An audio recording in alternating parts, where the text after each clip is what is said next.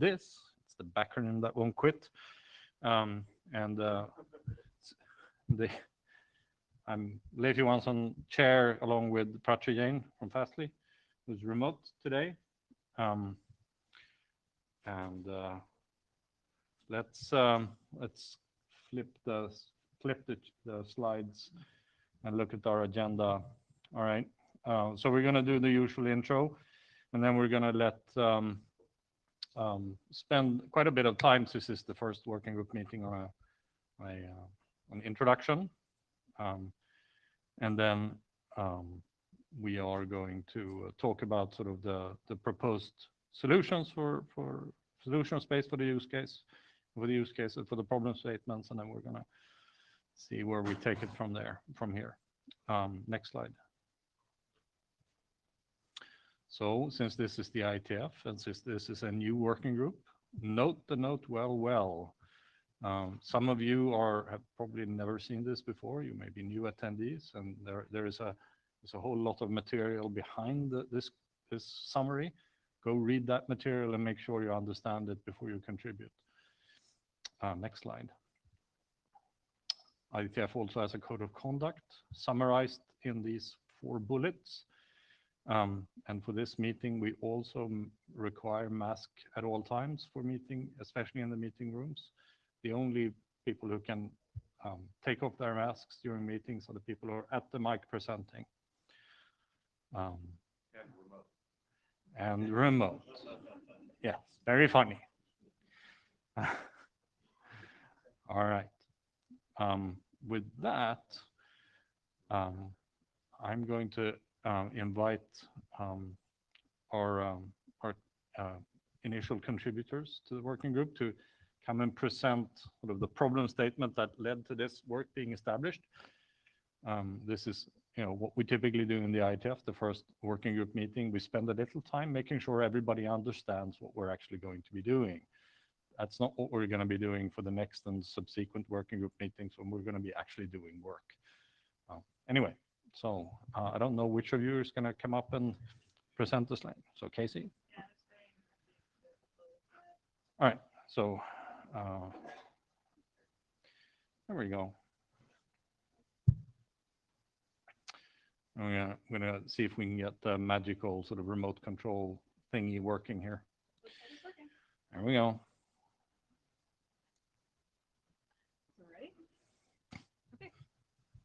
Hi, everyone. Thank you so much for attending. This is for the Tigress Working Group. My name is Casey, and I will be presenting alongside Alex and Dimitri, who are sitting right here in front. Next slide. So this is just a little look over our agenda for today. We're going to start off by talking through our problem statement for the working group, the goals, vocabulary, and move into some use cases, requirements, and what is considered out of scope for the working group. And we'll pause for a Q&A session after that, and move on to our proposed solution, and then a diagram of our stateless and stateful working flow, which all makes sense when we present.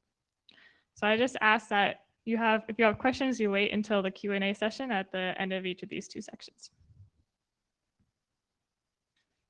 Next, I just wanted to list up our authors and contributors. You can see there's quite a big list that's gone into contributing to this. To note, we have Matt Byington, also from Apple Online, and Nick Shaw from Alphabet that will be help fielding questions during the Q&A sessions. All right, with that, we'll get started with the problem statement. So as the prevalence of digital wallets has expanded, there are more and more ways for the average user to add digital credentials to their wallets. Users wanting to take full advantage of the convenience and security offered by these digital wallets are moving towards ditching their physical keys entirely. Naturally, many scenarios come up in an everyday life where you'd want to share your key with somebody else, and we're looking to find a solution for that. So digital wallets exist on many different device types as well as device operating systems. In addition, digital wallets have expanded to allow for different types of credentials or verticals to be added. For example, hotel keys, car keys, and home keys. Each solution has its own complexities, and we seek to find a standardized solution for all of these. So kind of our core problem statement is that today, no standardized method exists in a cross-platform, cross-vertical capacity that would enable users to share their credentials. So we have three main goals for this working group. Our first goal is to minimize friction for sharing in cross-platform and cross-vertical sharing. So our goal is to create a layer on top of existing protocols like HTTP to simplify the communication between devices of different operating systems. We are not trying to create a new communication protocol by any means. Our goal is to define a simple set of APIs that can be implemented by any party while that party is leveraging their current ecosystem and their own implementation of secure credentials. This will allow us to minimize friction both for a new user that's trying to learn how to share, as well as a new device OEM that's looking to implement sharing as well and being part of the network. Our next goal is to maintain access control. So when a sender is sharing with their recipient, that sender is actually approving that recipient for a subset of their own access so that that recipient can go mint their own credential with the credential authority. If two people were to share the exact same key, we wouldn't actually be able to maintain access control because we'd never know who was using a key at what time. And so say I have one hotel key and I'm sharing it with all my coworkers, which is not the case, we have our own rooms, but we wouldn't be able to just block one of us. We'd have to block all of us or none of us. So our goal here is to maintain access control throughout the whole sharing process, including while you're in the transfer in case either party wants to back out at any moment. And lastly, we have a lot of security and privacy goals. We will be talking about them later in the slide deck, but we just want to make sure that all of these goals and requirements are met so that we have the safest experience for our users while also maintaining a nice user experience. So I'm just going to define some quick problem vocabulary. All of these are defined in our charter, I think, as well as our draft, just so that you are aware while we move on. So first, we have the credential authority. So this is an entity which facilitates credential information lifecycle on a device. So lifecycle might include provisioning of that credential information, termination, or update. So you can think about if you have a hotel key, the credential authority would be the hotel company that owns all those hotels and is saying, oh, I have access to XYZ room. Next, we have credential information. This is the information that's actually used to transact with that data point or that access point. So it says yes, you can actually open that lock. Next, we have the provisioning information. This is the data that is the data structure transferred from the sender to the recipient that comprises the data both necessary and sufficient to provision it to the receiving device. Next, we have the sender device. So this is the device that initiates the transfer of provisioning information to the receiver device. And in contrary, we have the receiver device, which is the device receiving that provisioning information so that they can use it to register or provision that credential information with the credential authority. And lastly, we have the relay server. So you can think of this just as an intermediary server. And for our purposes, we call it the relay server, but it could go by any name. So with that, I'll pass it on to my coworker, Alex.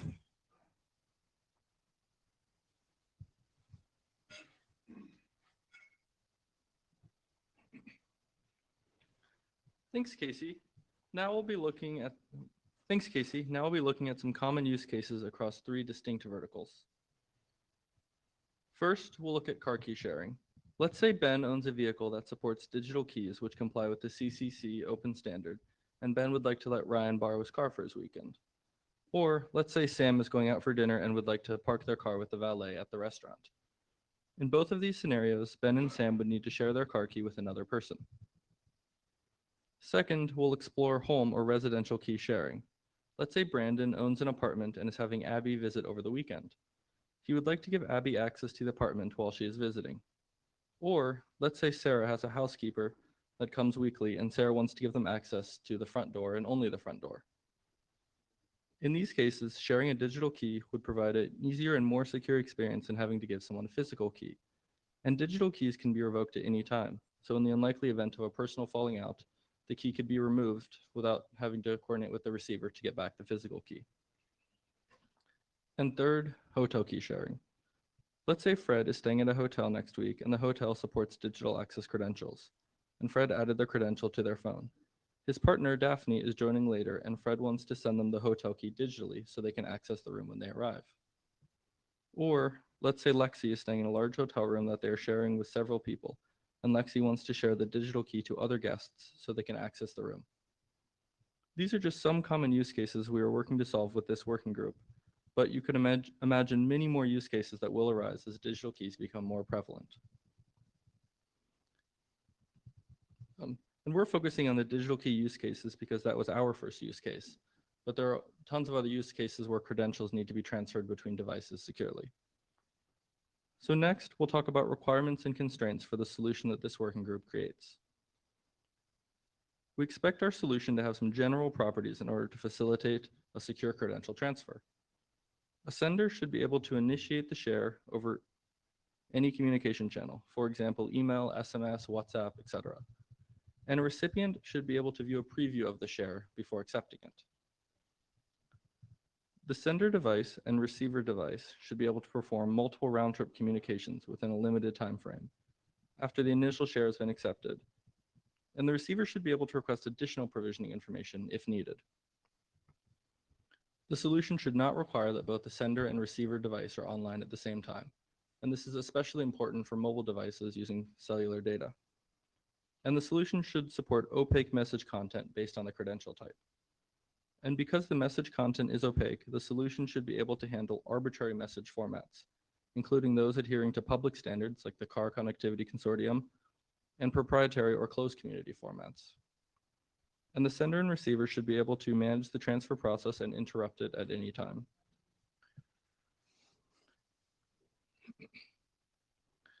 Digital car keys represent access to very expensive assets, and residential keys grant access to where people are staying. So it is crucial that bad actors are unable to obtain digital credentials while they are being transferred. So sufficient security measures must be embedded in the protocol in an effort to ensure only the intended recipient is able to provision the credential, and to ensure the credentials can only be provisioned once, anti-replay attacks. And we also want to ensure the sender has the intent to transfer, proof of the fact that the share initiation is attributed to a valid device and a valid user. In addition to our security goals, it is also crucial that a user's privacy is protected while transferring a credential. So aside from network level metadata, the relay server should not learn information about the sender or receiver. The relay server should not be able to create associations between different shares, and they should not be able to create a social graph. The relay server should not be able to see sensitive details of the share, like the provisioning information. And the relay server should not be able to provision the credential itself, acting as an intermediary for the receiver or a person in the middle attack. And this is especially important because the relay server could have thousands of mailboxes full of provisioning information, and the provisioning information is necessary and sufficient to redeem a credential. So a lot goes into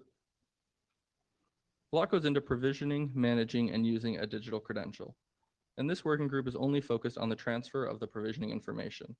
So most of that is going to be out of scope for us. And as part of the credential transfer, some key aspects of the flow are also out of scope. For example, defining the mechanism the receiver will use in order to provision the credential with the credential authority is out of scope. And similarly, the mechanism the sender device will use to get the provisioning information from the credential authority is out of scope. And the user interface that is displayed on the sender and receiver device during share initiation and share redemption is out of scope for us. And this will largely depend on the device manufacturer's interface guidelines. And finally, defining the format for each field within the encrypted data is out of scope. For example, the provisioning information message structure stored on the relay server. And we hope by now we were able to provide a clear picture of the problem this working group is hoping to solve.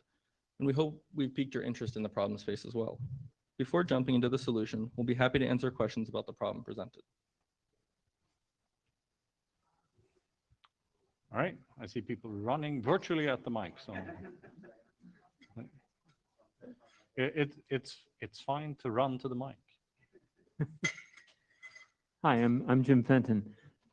When I look at your problem statements, and I've skimmed your draft, when I look at the problem statements, I think of, let's take the hotel room case. If I want to have my partner let into my hotel room, I would get my partner's public key, tell the hotel, let the person with this that proves ownership of this public key into my hotel room, and problem solved. Similar situation for the others that you're showing. So I think of this as an authorization problem. Why is that simpler, I think, solution not responsive to your requirements? So our protocol is really more of a transfer protocol, not authorization. And so we could allow any sort of authorization to take place. For example, something like you are talking about where with PKI could be transferred over the relay server and then back to the recipient device, which is how car key sharing works. Or other completely disconnected types of credentials like hotel keys, which are symmetric keys. Well, they don't have to be. Mm-hmm. But yeah, I mean, it seems like you're focused on a particular protocol rather than on the problem statement. Is that true? That you have particular protocol that you want to fit into this requirement rather than trying to solve a particular problem? Because you started with a problem. So yes and no. The problem here is that we're trying to cover multiple credential types, right? And simply speaking about hotels, some of them use symmetric key, some asymmetric key pair, and the example you gave with the public key of your partner, it covers like asymmetric key pair, right? But it doesn't cover the case with the symmetric key. And at the same time, we specifically mentioned that we want to have granular control over the credential, which means if I'm sharing the same key with my partner and the key is revoked, it's revoked for both of you. No, but the example I gave you that granularity as well. I'll let somebody else.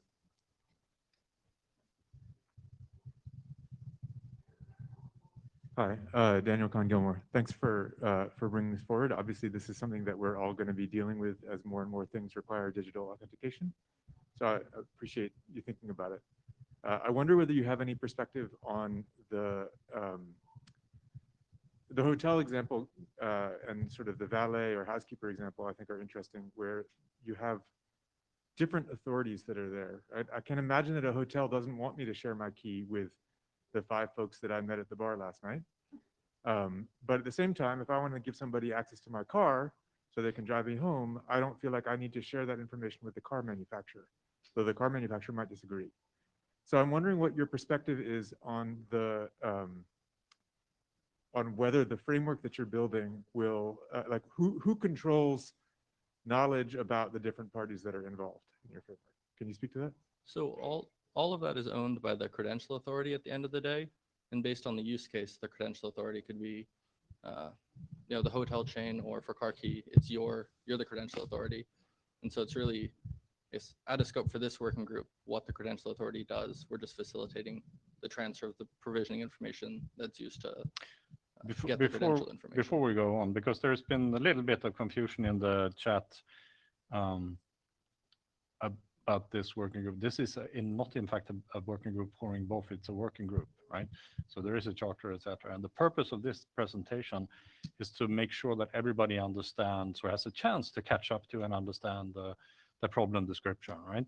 So like let's try to zero in our comments and questions to clarifying and making sure that you have a chance to understand what's going on, rather than propose alternative solutions to the same problem. Yeah, I'm not trying to. I want to be clear. I'm actually asking this as a clarifying question because I want to understand what we're thinking the scope is here. Perfect. Because I mean, I can imagine there being car manufacturers, and I won't name them, but I could imagine there being some car manufacturers who think they are the credential authority for their cars. And if I own a car, I would like to think that I am the credential authority for my car. And how will this architecture that you're designing here make that ownership level clear? And will it allow someone to say, I would like to take ownership over this car from the manufacturer? No. So this, great question, by the way. This protocol would not make any distinction on who the credential authority is or enforce any opinions on it. I think the entire relationship between the sender and receiver device and the credential authority. We're hoping not to tackle with this working group. Yeah, and in addition to your question, just to provide additional context for those of you that don't work with digital credentials every day. So those relationships between like the actual device that has a secure credential and then that credential authority, if they're not in an open standard like the Car Connectivity Consortium, the CCC, then it's up to that device OEM to really communicate with that credential authority to figure out what's their technology and what is their needs. So each time you talk to them, it's like each one you have to basically do your own battle and make sure those privacy pieces and those ownership pieces are like maintained as much as possible. Those things are so complicated, and we definitely don't want to tackle that within this transfer, but it is something we think about a lot. Sam Weiler. I'm concerned about that answer, and the word I would have used is permissionless. As the user, I want to be able to do these things without seeking the permission of the relying party or the CA, whether it's giving out keys to my hotel room or giving out keys to my car. Or, and here's the question for you about this, how do you see this relating to FIDO, WebAuthn, passkeys, pick your name of them? How do you see it relating? Thank you for the question. That's an awesome remark. And we specifically mentioned that we want to distinguish the credential transfer from provisioning. A lot of your questions will be covered with the provisioning, the relation between sender, receiver, and the credential authority, right? So that part is out of scope for us because, let me say why. Because there are variety of different protocols. Some of them are open standard, some of them proprietaries. When we're referring to CCC, Car Connectivity Consortium, part of the provisioning is covered in the standard, and you can go and read the standard. They definitely will use authorization mechanisms. We use them to, for instance, to provide assurance that the share or provisioning information was generated on authentic device by a user. So we use WebAuthn. I think this isn't quite answering where I'm going in my head with the use case, which is I want to give someone else access to a particular website. Use my united.com credential. And United wants to stop me from doing that. I want to be able to do that without seeking their permission. Will this help me? That's disappointing. Yeah, so this might not be the answer you want, but this cannot help you with that. And that's actually, in a sense, by design. We wanted this system to know nothing, you know, especially after the share. And you'll see, you saw in those, in the privacy requirements, we wanted to make sure this system could not create that sort of, like, couldn't know anything about that user, anything about that share, or create a share network between everyone. Let me just quickly remind everybody who's at the mic that you need to get on the mic queue in order to stand up at the mic. Okay, in that case, and make sure to sign up on the scan the QR code and sign up on the blue sheet as well. I'll be really quick. Yeah. Hi, can you hear me? Yeah, just to finish the answer to the question, I just think basically to do the things that you're saying, I think you would actually need to go away from some of those privacy requirements and have this be a much smarter system than what it really is. To be able to control that stuff from the sender versus what it is really just transferring that one piece of data from sender to receiver. And hopefully when we go over the solution, when Dimitri presents the solutions, it'll make a little bit more sense. Hi, Michael B, UK NCSC. I've got a question about the architecture that relates to the relay server. Specifically, we're sort of implying that we definitely need it in this problem statement and discussion of the goals. Do you think a lot of this could be accomplished without the use of the relay server in the middle? Okay, fair enough. Okay. Yes, potentially you could use like different solutions, but this one is specific for this narrowly defined problem. And we implemented certain mechanisms to address the goals and the requirements to this given problem. You could use some maybe S3 buckets with some extra mechanisms over The problem is solvable in multiple ways, and our proposal is just one of the ways to solve it. Okay, thanks. I was just thinking that you've already got a secure channel from the sender to the recipient, so there's an awful lot you could put in that. If we don't actually need it, then, well, we mentioned WhatsApp, emails, whatever, those are those are asynchronous. So anyway, thanks. Thank you. Hi, Eric Squirrel, Mozilla. So I guess 2 points. One, a procedural point. This is not a working group for bot, is not a bot, you're correct. But also, this presentation is not the thing that's chartered. This presentation is their view of the thing that's chartered. And so the questions that are out of scope are only the ones that are removed by the chart, not by this presentation. So I'm not saying there's anything wrong with your presentation. I just want to clarify what is up for debate and what is not. Can you go back to the security requirements, please?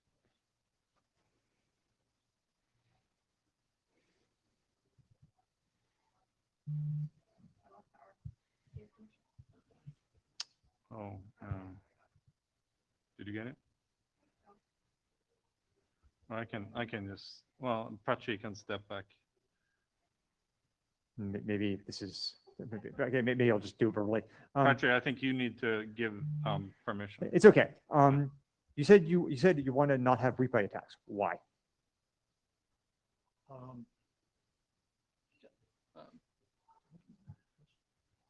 Why not have replay attacks?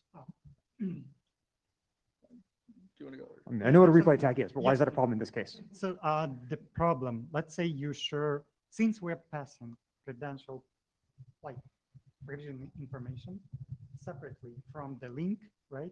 That link can be copied and sent to whoever want to provision that credential, right?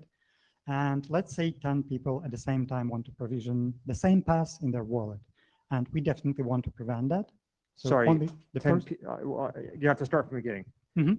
Okay, so yeah, I understand the question. Why do we want to prevent a replay attack?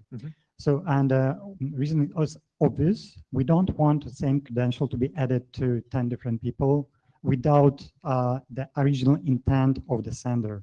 So if the sender wants to send it to their partner, we want only the partner to be able to redeem that. Sure. You seem to be making some very strong assumptions about the receiver of the message. It's a very strong assumption between the receiver and the credential authority. Again, what I'm trying to drill into is that by the time I've received the credential, it is mine to send around. And so you absolutely can ensure that there'll be only one interaction between the receiver and the credential authority, but that does not ensure the only copy of the credential. And so I'm sure you're about to tell me it's a trusted hardware module on the receiver, but that's not like that. I'm pointing at that as like that's an assumption you're making that is not like necessarily a valid assumption. I think another reason that we wanted to avoid anti-replay attacks as a security requirement is that if there's no, if we have that security requirement, then we can have more of an easy user experience around the actual security of the transfer if the link is short-lived and the mailbox is short-lived. No, I still don't understand that. I think you have probably a good point with this. Do you mind if we take this to the mailing list and dig into it? Oh. Well, I guess I think. Happy to. Oh, sorry. Go ahead. Well, I guess what I'm trying to say is that I think there is an implicit assumption in this entire presentation that these credentials are embodied in some sort of piece of trusted hardware and are not available to people who own the device. And like that may be well be true, but like that should be documented, and I have to decide if that's something we want to assume or not. Because Matt, I'm happy to help try to answer this. I think we should separate out the constructs here, right? And I'll try to keep this short, but I don't think it's related to hardware in any way, shape, or form, right? The way that the credential is housed on the device, whether it's in a secure chip or not, is not the question. I think specifically what we want to avoid here, or what we're trying to guarantee actually, when a sender wants to share a credential with the receiver, right?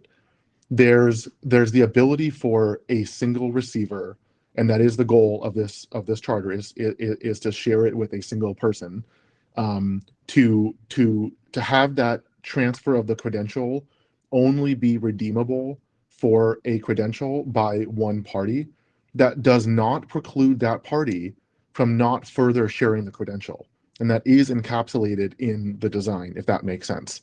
What we don't want to have happen, though, is the sender initiate a transfer, obtain the necessary material from the credential authority to facilitate that transfer, and let more than one receiver receive that transfer. That would is, that I think, more than an assumption. That is a distinct goal. How would that happen? We So- utilize a number. Sorry, Dimitri, go ahead.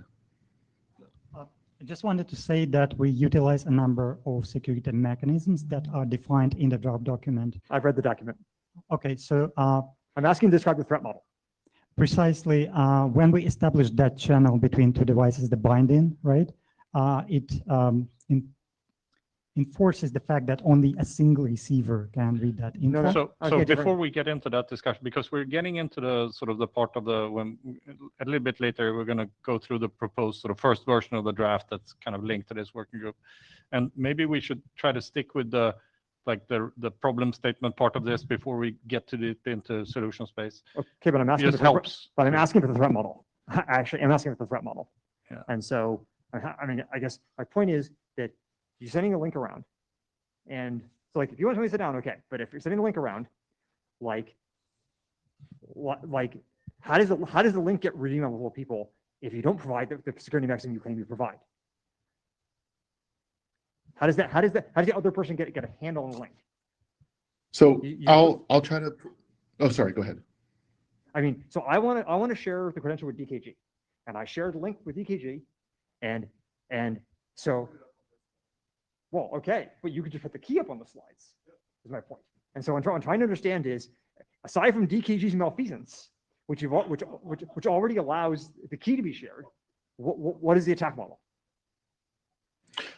Well, I think to Casey's point, I think we need to separate security mechanisms that would prevent that individual from sharing the key itself once sharing is complete from a potential threat in the sharing itself. So for the actual transfer of the credential, what you want to avoid specifically is you send a link to your friend and that friend posts it online and anybody with that link could then redeem for a credential. That is a different problem than if you send that link to your friend, they provision the credential and then they share the actual credential itself. Those are two different problems and are. Yeah, go ahead. But it's only a different problem because you think that he can't see the key. Because you think No. the key is in a box and he can't see it. No, Otherwise, I think it's a different.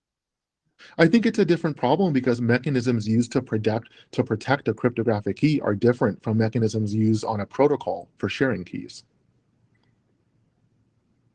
Yes, I don't know the response to it, but okay.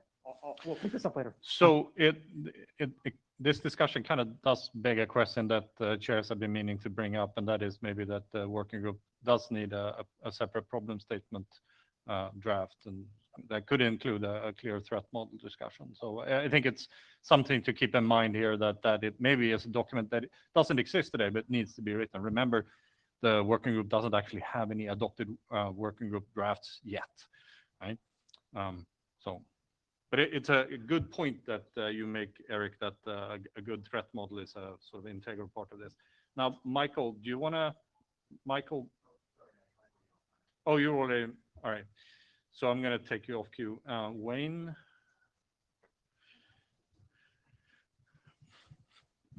Hey, this is Wayne from Spruce. Just wanted to confirm some understandings I think I have about this and ask if something could be possible. So one thing is it seems that the model relies on a pre-shared symmetric encryption key for the mailboxes, right? And that's been so far. So the setup is kind of out of scope, right? And you would have to use some other protocol, whatever that is, right? Yes and no. So we, depending on the security model, like we define that certain credential verticals may require more secure solution. What we propose for the solutions which are not that important to attach the secret to the URL, which probably Eric is calling out here, but for some use cases that might be secure enough, given that the channel being used to transfer that share is trusted. Okay, and the follow-up is a little different direction. So Intentionally, it's an opaque token format, so it can potentially conform to other standards bodies out there across different verticals, right? And that's good. And I guess that also would not preclude like an authorization credential model that could be like bound to a different key or something. For example, instead of sharing the private key material through this protocol, you could share a delegation to a different key that opens the hotel room. Is that model possible? Yes, exactly. And we think that model would be like all of the use cases that we're hoping of. Or Okay, talking thanks. about definitely not sending private keys, hopefully. Peter? Hi, it's Peter from the ESEC. Yeah, so the proposal doesn't deal with the credential logic itself, right? So what the credential, what the name authority or something does is out of scope. So are any problems that may be resulting from, for example, sharing a secret asymmetric key? It's all out of scope, which is fine. And so we just assume that there already is a credential and it's an opaque set of data fields, and that's somehow the combined set of credential information and provisioning information, if I got that right. And the goals are that only the recipient can use it and enter replay, and the server knows nothing, and participants don't have to be on it at the same time, and content is opaque and all that. And it just sounds very much like the requirements for sending any secret message, not specifically credentials. My question is, in what way the proposal does go beyond any other protocol to send secret messages between two parties who have some kind of setup with, let's say, symmetric keys they exchange beforehand, or for example, the signal protocol, which already is around. And I presume that probably you're trying to tackle is different, because otherwise you wouldn't be making the effort.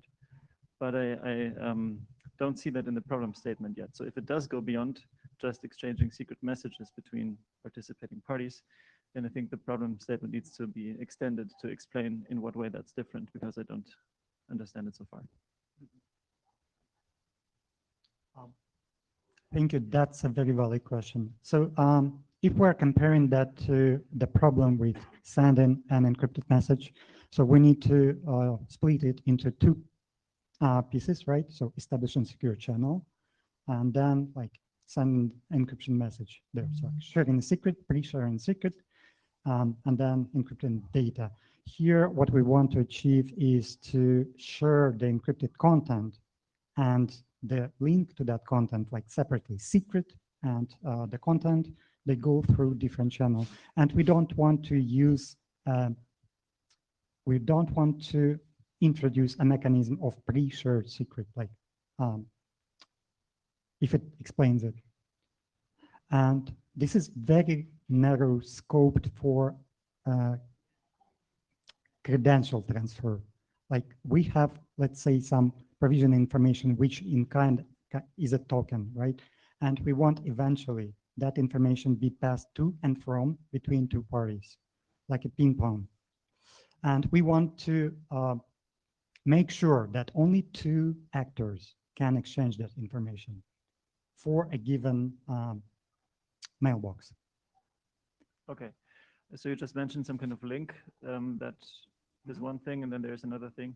So I didn't see that requirement in your list of requirements. It would be cool if you could add it. Mm-hmm. And I had another thought. I think that is kind of where it gets into the proposed solution, right? And Eric is actually quite correct. Both of these things are proposals yet, right? We're talking about Yeah, I sort of tried to proposals. stay away from the solution.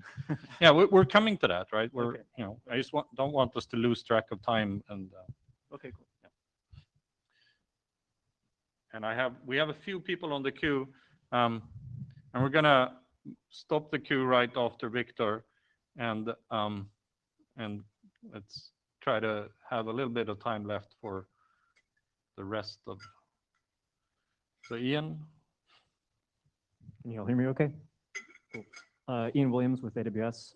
I noticed that your protocol here implies a certain amount of trust between the sender, recipient, and the relay.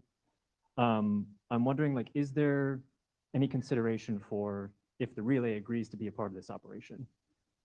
For example, if I, as a sender, tell the recipient, my mailbox is at momandpopburgershop.com, they might not enjoy if the recipient starts asking them for keys. or for this credential. So I'm wondering like what kind of considerations might be made there. That's a great question.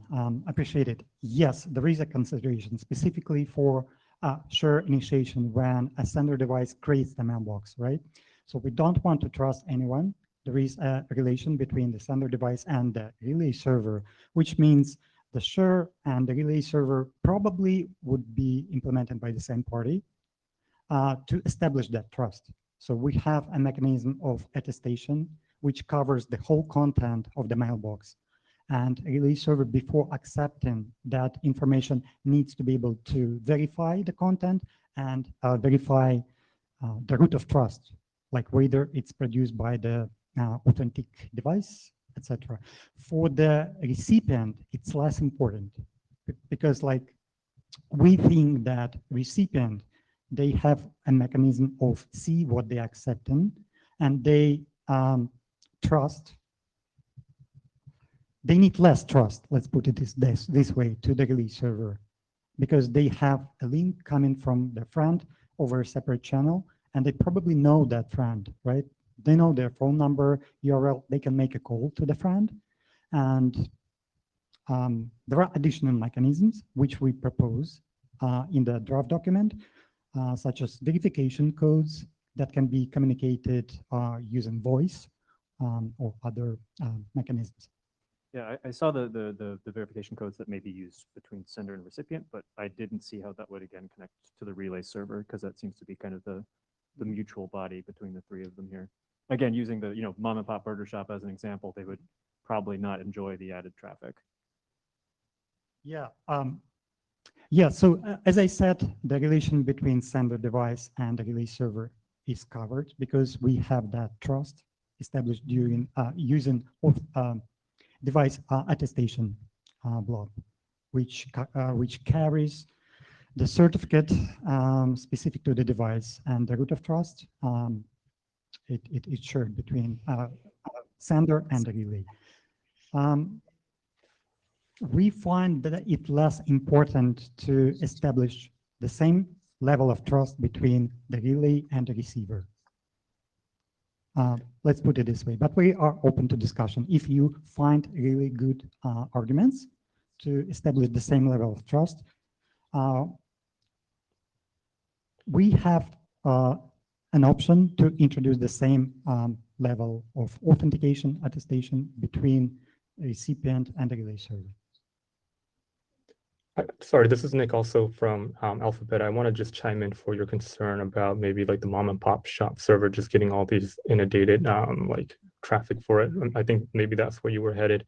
I think on like the recipient side, this will vary per vertical, of course, depending on if they want to use the relay server, but at least when it comes to things like the CCC and for the digital card keys, there is an allow list of different known relay server that we would want to use. So the recipient would have to choose from one of those relay server. Otherwise, we will not just simply reach out to any kind of random URL that's been sent from even if it was from a donor. Yeah, I mean the random URL consideration is kind of what I was going for next too. But if the plan is that there would be an allow list of appropriate, there certainly will be. Yep. That would be my main suggestion. Thank you. Eric Scrolla, I just want to put a pin in that part of the discussion because actually I don't really understand why there should be an allow list of permitted servers. Because as far as I can tell, none of the security properties depend on that. So it seems like some other property, which is unclear to me. So let's just say that that's not decided. There are. It seems to me that there are two assumptions being made here that like perhaps people are having trouble like not being as specifically stated as one might like. One is that the channel that the sender and receiver have to them, available to them, is not sufficiently capable to deliver arbitrary amounts of data. So it is encrypted, but it cannot deliver arbitrary amounts of data. Is that correct? Okay. So that's hence the relay server, because otherwise you would just like spin up your WhatsApp channel and then the whole thing over WhatsApp, right? Okay. And the second is that the sender is not able to transfer the credentials directly to the recipient because it requires the cooperation of the credential server. Correct? Yes. Good. Okay. So I think that's like, without saying that I agree with everything here, that's how we get to this design. There's those two constraints. Because otherwise, if Jim Fenton says, you would just like spin up signal and like shift the entire thing over like a reverse signal, right? Okay. Maybe to your point, we could add in a constraint section to our draft. Maybe that would be really helpful. So Colin Jenkins, I think my question was, I think Ecker more or less asked it, but can you say a little bit more about what the constraints on that out of band channel are that you're assuming and what we need? I mean, is that something that can be discussed in this requires trying to get just a better feel of what you see the limit of that so that we can design to it?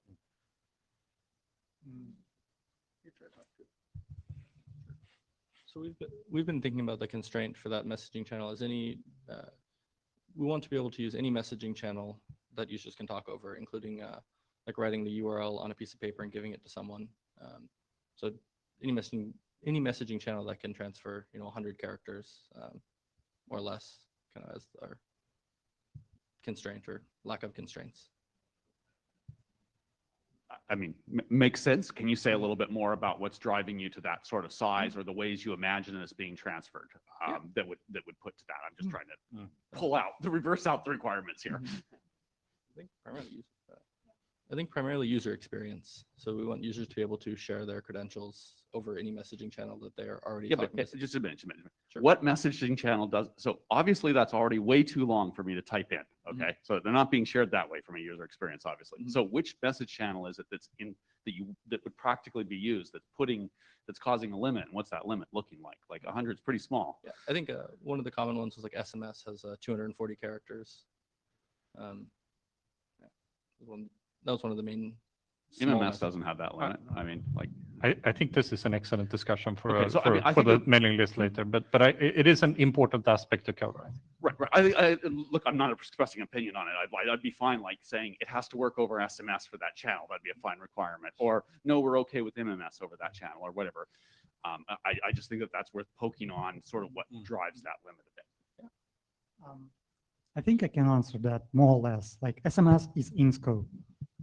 Email is in scope. WhatsApp, iMessage. I think it's great, but I don't think the requirement is that anybody be able to answer all of these things right now, right? I mean, let's just keep like put a pin in this. And this goes into a requirements document. It's Victor Duchovny. I wonder how much attention is being paid to potential abuse. Is this a kind of a standardized phishing channel, effectively, where somebody can start soliciting credentials from me, and if I'm a naive user, I will start giving them away to all kinds of parties who misrepresent who they are or what they want, or why I should give the credentials to them. What's the story on protecting the mostly naive audience that's likely to encounter this facility? So because the relationship between the sender and the credential authority to get the provisioning information happens before this protocol comes in, we don't think there could be much or any phishing on the sending of a credential side. It would only be sharing credentials to someone that maybe they didn't necessarily want. Right. Well, that's the key question, right? I mean, sure, I have a pre-established relationship with the relay, bank, my car company, whoever. Now somebody encourages me to share. Do I really know who they are? How easy is it to misrepresent what's going on to me, and so on? How much thought or attention needs to be paid to this? Great question. So potentially there is a risk, like when we generate that mailbox and we generate a share URL to that mailbox, right? As Nick previously said, the list of the relay addresses, trusted relay addresses, it's limited by the allow list. Second, the content of the preview, which I will discuss later, the content shall be trusted by relay server. So it shall originate from a trusted server. For us, it's device manufacturer server. So the picture that they will see in the preview, it won't come from popandmom.com, whatever, flowers.com. It will come from a trusted server. And I think it's one of the security considerations mentioned in the draft. Is this what the recipient sees or what the potential sender sees? The recipient sees, because no, I'm interested in what the potential sender sees when somebody says, please share the credential with me. I am your sister stuck in some So- place where I need help. This is something we're thinking about a lot, but I don't think it's part of the proposal, at least at this point. Maybe that should be something that we look at further. Yeah, the one piece of our proposal that does cover that is well, I guess we haven't gone to the solution yet, but we have a delete mailbox API. And the idea is that you could call that at any moment, not just, so if you were to send that share link, and you're like, oh no, like even if like you're kind of talking about a malicious situation, but even on an accident, you sent it to the wrong person, you're able to go delete that mailbox before that recipient has provisioned. So that's from our perspective, how we could have a little bit of security about that in the relay server. And then from a larger perspective, that credential authority is in charge. So like worst case scenario, everything goes wrong. You could talk to that credential authority and say, hey, this was wrong, please revoke that. And we have that like third party outside the relay server that could handle that situation. So just wanted to confirm whether a part of the question is the trust relationship between the sender device and the relay. And what's the attack here? The sender device gets tricked. Like the sender unit gets tricked in the sharing. Or is it like user experience with the device when they unintentionally share something they didn't want to? It's really a whole system feature. It's to what extent will I know who I'm really sharing with? It applies more broadly really than this particular thing, but naming is hard. And this thing really automates it to a degree where the attacks become easier, I think. And do I really know who I'm sharing with? How strong is that? When it's intermediated by a third party, especially. Yeah, I want to just chime in again. This is Nick from Alpha Big again. I think this whole identity of sender receiver, especially on the receiver side, maybe this is a little bit more difficult to solve and definitely out of scope for the working group that we're trying to propose here for the solutions. The relay server here is not an arbiter of like identity here, and we're really trying to at least right now, maybe in the future, we may have ideas around this, but not trying to solve the identity issue or be the authority of that.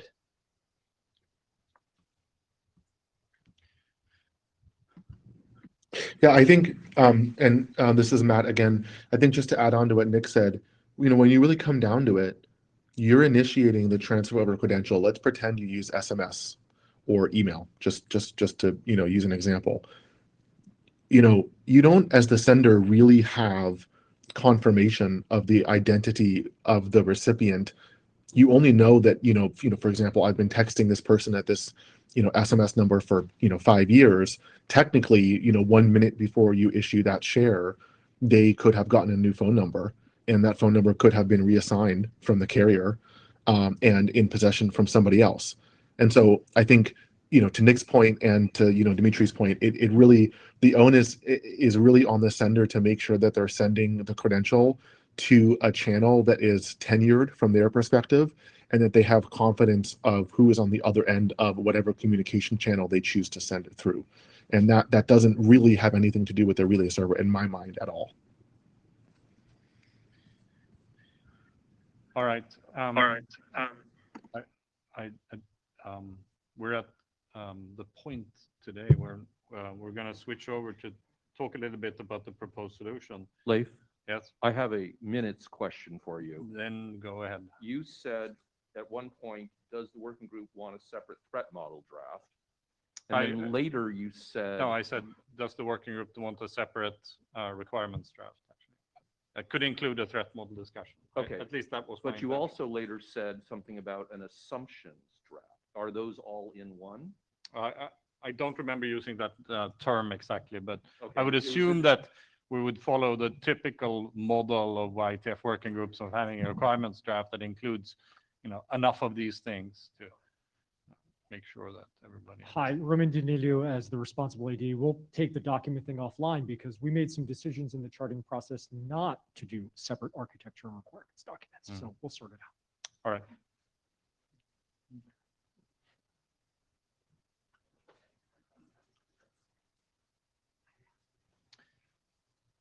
All right.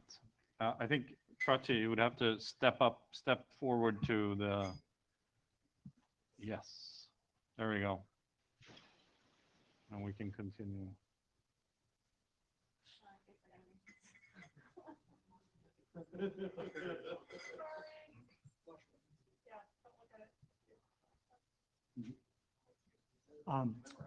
There we go. Hello, my name is Dmitry.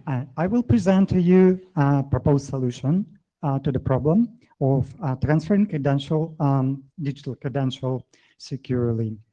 So, thank you. The crux of our proposed solution is a relay server that facilitates a short-lived communication channel between sender and receiver devices.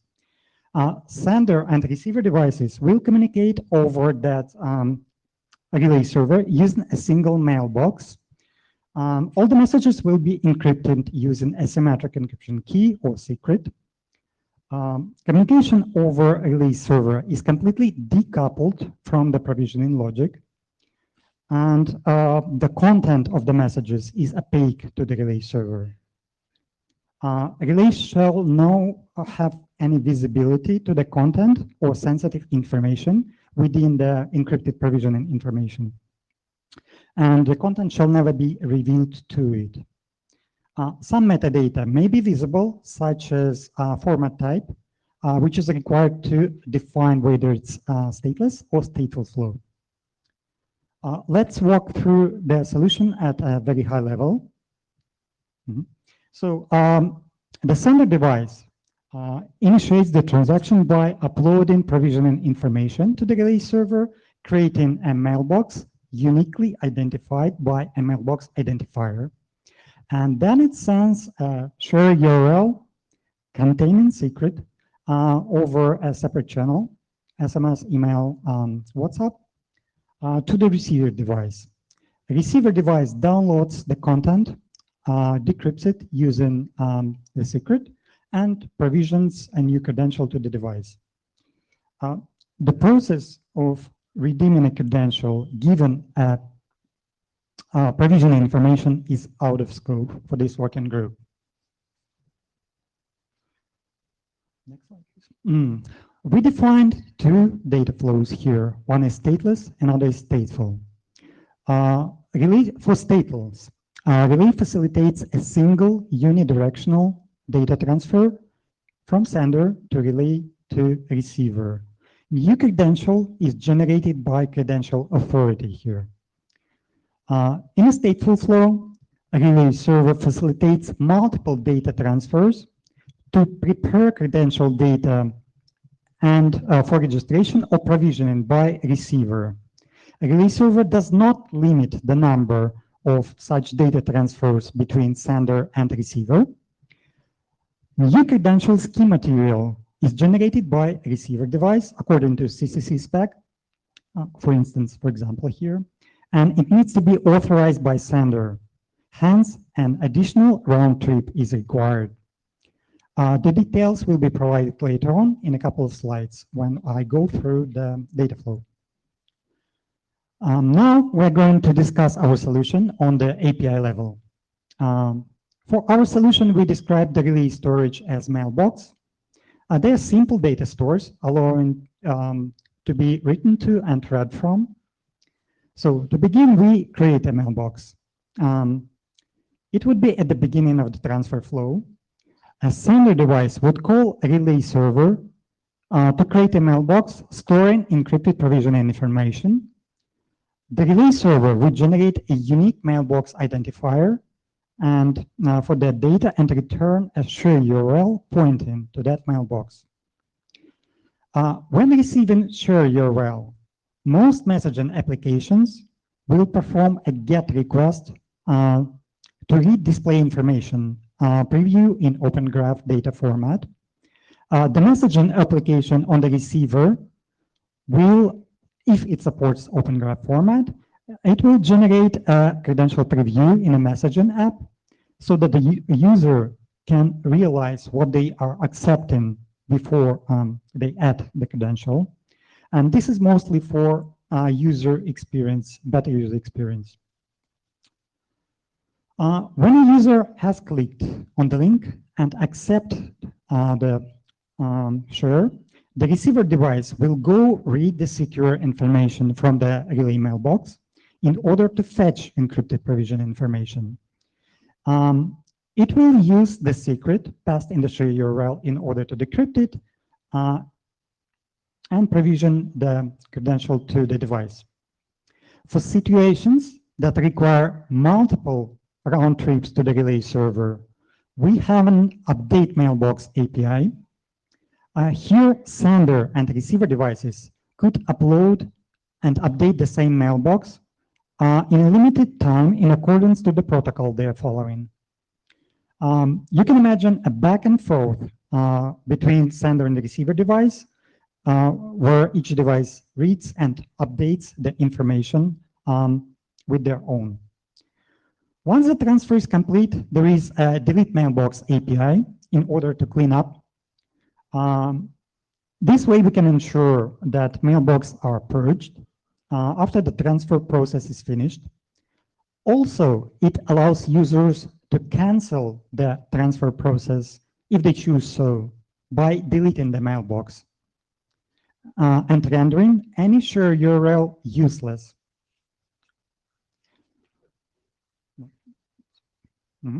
Now let's walk through the sharing process in details. We have the following actors: sender device, a receiver device, a relay server, and an optional actor, credential authority.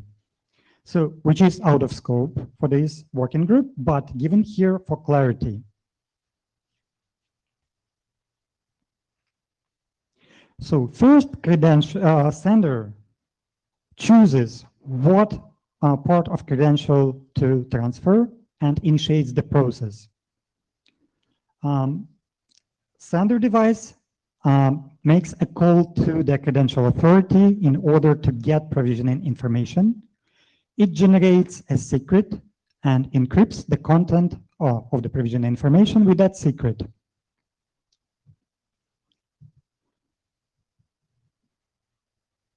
Third, it makes a call to the relay server, creates a mailbox, and uploads the encrypted content to the relay server.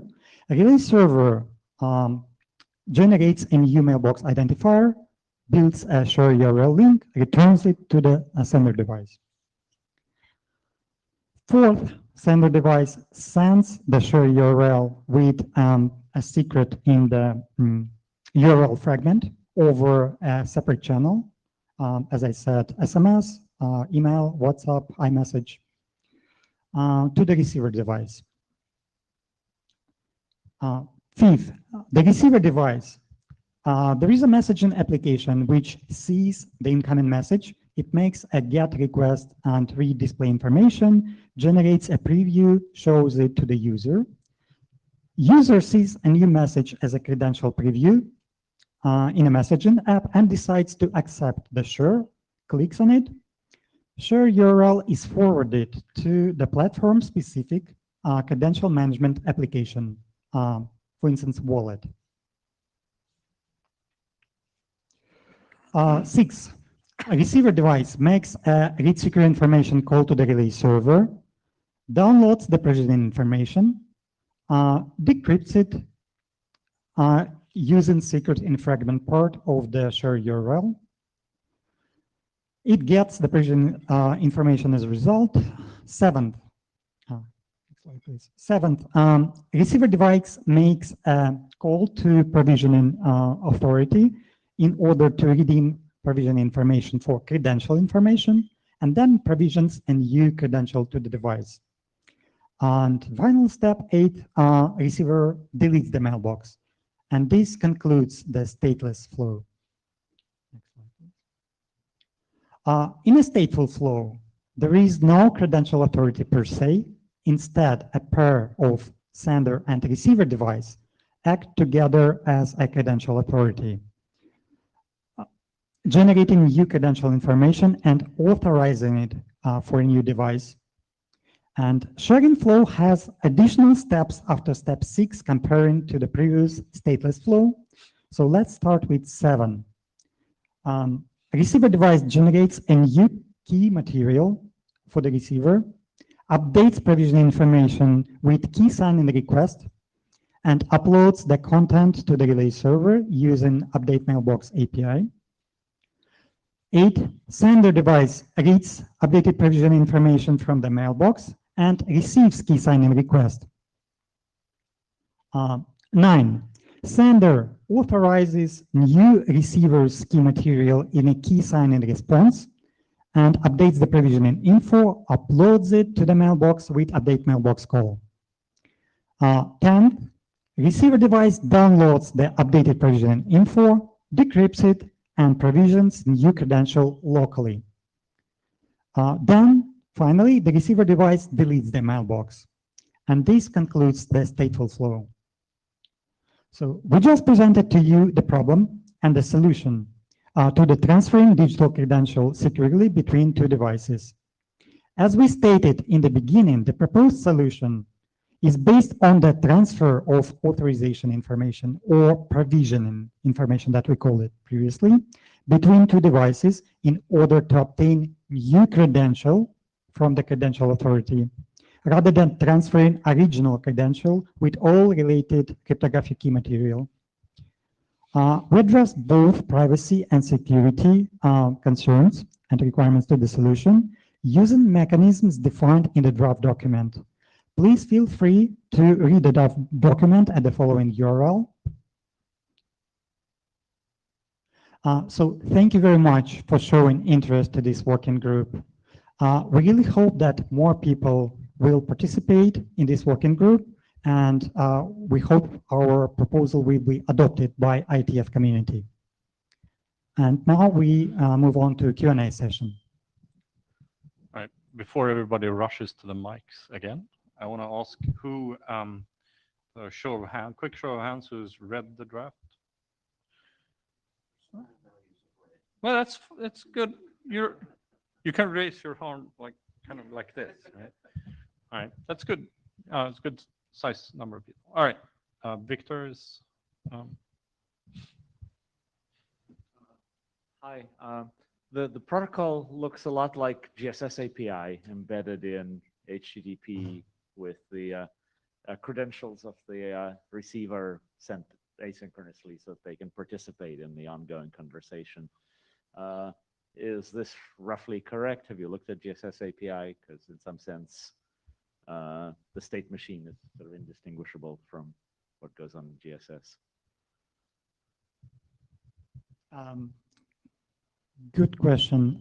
We look into a number of protocols, but not into that precise. I'm not familiar with that.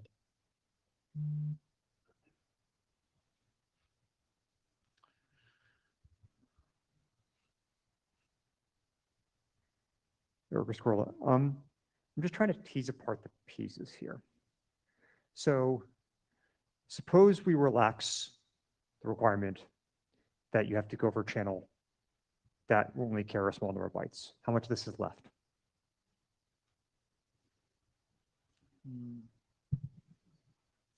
That's a very good point. We do consider that different credentials may have different value. And based on that, they may have different requirements and additional mechanisms that we can enforce in addition to that shared channel. Where are those enforced? I believe part of them will be enforced as, let's say, for the car key, enforced by a CCC standard at the time of provisioning. There are multiple mechanisms that we can utilize, additional verification codes, second factor, and such. No, I think you lost me. I mean, so like fundamentally what you got is you got a system where you got a Dropbox on the server, and the initiator sends the rest of the Dropbox to the receiver, and then they bounce back and forth messages to the Dropbox. So, but the Dropbox doesn't make any of the content of the messages. So my question is, if we just assume the channel had like wide capacity instead of narrow capacity, what will be left of this protocol? I think this is Matt Byington again. I think there are some really simple, borderline non-technical reasons as well, Eric. Like you don't want to see like an X509 encoded public key, coming through on a communication channel that's shown to end users. That would be very confusing to them, right? in like an email or something like that. You're bringing a whole bunch of constraints I didn't stipulate. So if we just assume we had a channel that had wide capacity, like, and yes, it was controlled entirely by the endpoints, like what we left the protocol. Yeah, it would absolutely work. You wouldn't need a relay if you ignore user experience and if you send the messages back and forth, it would totally work. Yeah. You say ignore user experience, right? But you already have to modify the there's a bunch of modifications being made in various places, and like the operating system is completely able to, like, for instance, have some SMS messages bypass the SMS viewer and go directly to something. Like, that's like entirely within the scope of the operating system. So like what I'm trying to push on is, like, the requirements of the system is, like, you're creating this like kind of like weak sauce replica of WebDAV that then that then is being used, and like we have like a zillion ways to like send messages back and forth from people, and so I'm trying to figure out like why we're creating like this involves creating like a new messaging system that like has this weird kind of Dropbox metaphor, and trying to figure out why we're doing that. And so is there any other reason other than the channel has narrow capacity, and that you think you have to detour the messages out of the user's like mailbox? Yeah, just to reply to your operating system comment, the operating system is not in control of the UI on the screen if it's like a third-party standalone messaging app like WhatsApp or WeChat or something like that, right? How would the operating system help the experience there? Well, it seems like if the receiver is going to engage in some special protocol here, the receiver has to have some smarts already. It's got to treat these URLs in the correct way, or is the receiver just doing a normal GET request to this?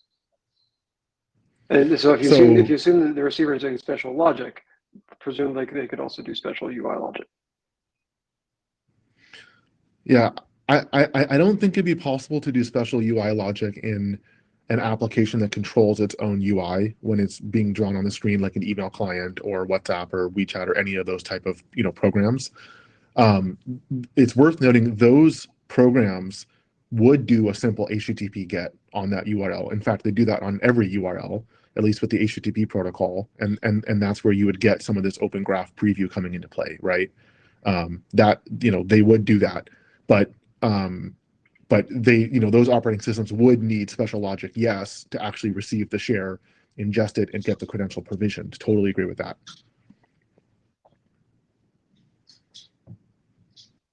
So, I guess the way I'm drilling into is this in any way not to be messaging protocol? Like, this is a messaging protocol, right? That just happens to only be used for this one purpose. It's not. I wouldn't say it's a messaging protocol. How not? I wouldn't say so. Why?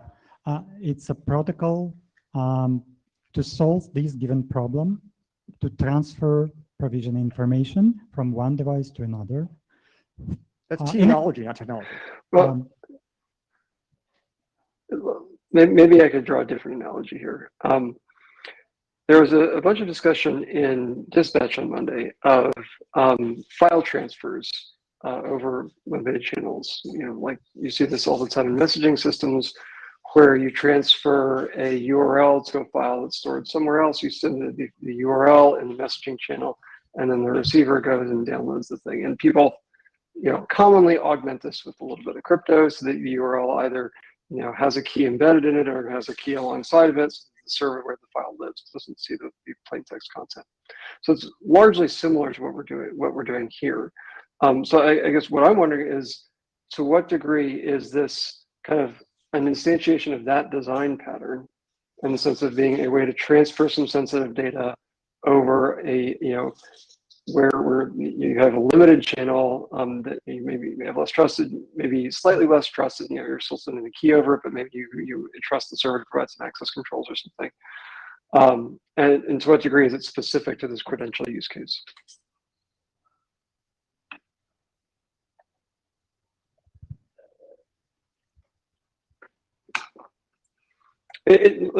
So to restate that, like, it seems like you're talking about using this transfer protocol to transfer credential related information.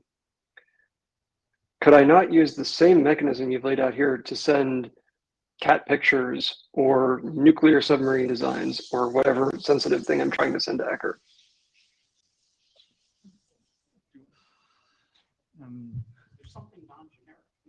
Yes, so definitely. What you propose, what you described here was a more generic, let's say, some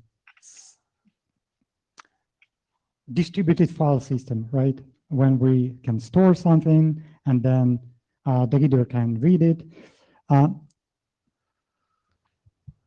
It wasn't the goal of this solution to transfer generic files, and we had a number of the goals, like which were defined in the very beginning. We needed it to be a short, like token, right? Personal information. We needed that token to be delivered to one device, and we wanted the transfer process to be limited between one sender and a receiver. So once the transfer started, we wanted that limitation. One receiver can read that or update that and provision. Third, we wanted that temporary storage not to be able to look into what was transferred. Like not to be completely unaware. It's opaque for them. That was goal number 2. Third, we were heavily trying to solve problem of mobile devices, not always having cellular coverage all of the time. And we still wanted the problem to be solvable under those conditions.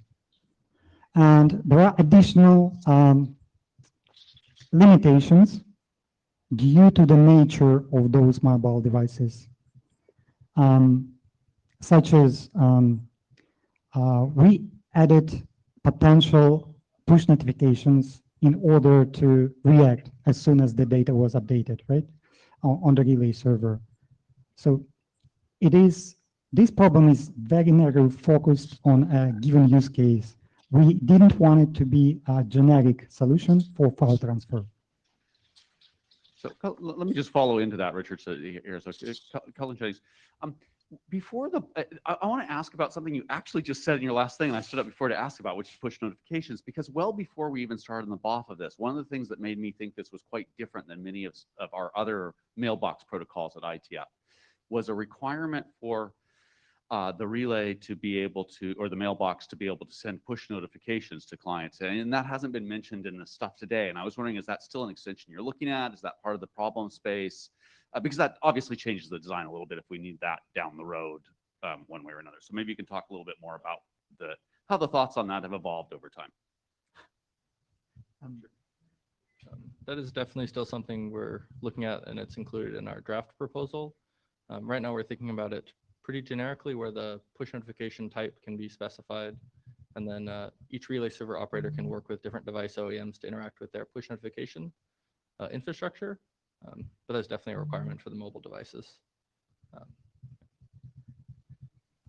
Yeah, and when I present a solution, I try to present it in a very simplistic way. Hi, Rowan May, Wire. So I've heard half a dozen to a dozen different requirements that weren't explicitly mentioned in the first presentation. And I think you've got, the reason that you have many people asking questions is they're kind of trying to poke around and ask basically requirements questions. It's very traditional for a new working group or even for a BOF to start off with requirements and then to go to a protocol. And if you do start with some pre-existing notion of what your protocol should be, I didn't read the complete document, but I did scan through quite a bit of it, and there's no real mention of the protocol. So I would like to recommend that you please do a document that gives those nice use cases that you had in your presentation and lists requirements, including these subtle requirements. And then I think that you're going to get some people are going to poke at those requirements. Some people are going to add requirements or propose new ones that you might like. And you may end up with a protocol very much like the one that you came up with, or somebody may just show you that they say, oh, by the way, I can do everything in these requirements with this combination of stuff that already exists. Thank you. Thank you for the suggestion. I think that's a great idea. Just to add to that, I think that your point is really good. And I think that a large answer to a lot of your questions, which might not be as satisfactory, is just when we're looking at all these different existing applications or ways that we could have transferred, we just always found something that was missing. It's like, oh, this is almost what we needed. Oh, but we need this one requirement. So hopefully whenever we create that requirements document, we'll make it clear. Sorry, just to add to that, we seriously considered it was a problem where we tried to find the right balance between security and usability, as it is always the case with security solutions. So we tried to provide the best possible user experience. That's why sometimes we lack security requirements. And there is a security considerations section at the end of the draft document. It might address some of the questions. Okay. Point taken. Thank you. So, Chris Lemons, Comcast. It's not clear to me that it is possible to develop a solution that works for credentials specifically without specifying what kind of credentials and making them completely opaque, without making it also just as useful for cat pictures. And so I mean, to me, the messaging protocol comments are exactly on point. And so I find myself wondering, what kind of relationship does the relay server have with both the sender and the receiver of the credentials? Does it know their identities? Does it keep track of them? So the sender has a relatively tight relationship with the relay server. They're able to generate attestations to prove that they have rights to create mailboxes, but those attestations are anonymous, and it's a very important feature of the relay server that they don't know any identifiable information about senders. Okay, so what's preventing the relay server from just being free storage on the internet? Nothing is. Now the question is, what makes the sender to start using that relay server? So there should be certain level of trust between the sender and the relay server. So the sender starts using given relay server. Mm-hmm. Right. So the sender starts using the relay server to store his cat pictures, right? Absolutely. Okay. I assume that the relay server has finite resources and wants to allocate them independently, and so it probably wants to try to keep track of who's doing this, right? Good point. So that's why we precisely mentioned in the draft document that we want to enforce relay server not to see anything sensible, like any sensitive information. That's why we mentioned device attestation, potential, like optional device attestation. And that device attestation is the basis of trust between sender and receiver. If sender covers his cat picture with the device attestation and a relay server trusts that sender, trusts that device attestation, which is anonymous, potentially, which doesn't reveal any user information to the relay trusts that. I want to also. Oh, sorry. Go ahead. I think I just interrupted somebody. All right, Matt. Okay, let me just add a few more comments to that. I think like any other messaging channel, you could try to use the relay server outside of its intended use. That's always something that could happen with any kind of like messaging system, right? The only kind of thing is the sender or the user, are they okay with the restriction that is sent? I mean, that are set for this messaging channel. And that's really the restriction that's applied here, right? Are you okay with having a short-lived TTL to send your cat pictures? Or, are you okay with just sending this information just to one other party and not to like one-to-many messaging channel, things like that. So the idea is like, yes, you could use this channel outside of the intended purpose, but are you okay with the restriction that's going to be set forth in that relay server? Okay, thank you.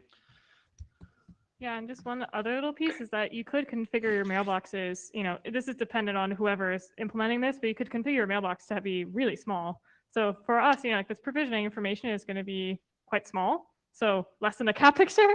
So then you make it so unusable that no one would want to use it except for your purpose. Not to say that's like 100% like foolproof, but it gets a little closer. So I just want to make sure the people who are still in the queue, are you actually in the queue or did you? Yes, excellent. Richard, go ahead. Yeah, I just want to make a brief amendment to my earlier comments and be clear that I didn't mean to be negative on this work. I was actually kind of yes-anding. Like clearly, I think that it seems clear that this is an okay starting point, at least for the credential use case. I think all I meant to suggest is that it could be useful to some other parts of the IETF if we look and clarify those boundaries and see if it can be expressed in a way that would be useful to some other folks. So just to think about how to express things more generally. Thank you, Richard, for clarifying that.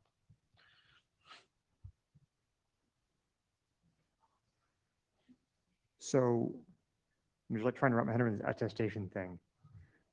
So the attestation in this case is I have a car key. Like, what is the attestation representing that causes the relay server to allow me to store data on it? Yeah. So the protocol defines the attestation pretty generally and then leaves it up to how the sender and the receiver device want, like what type of attestation they want to use. But generally, it's just around the user and the device being authentic and not like a device farm.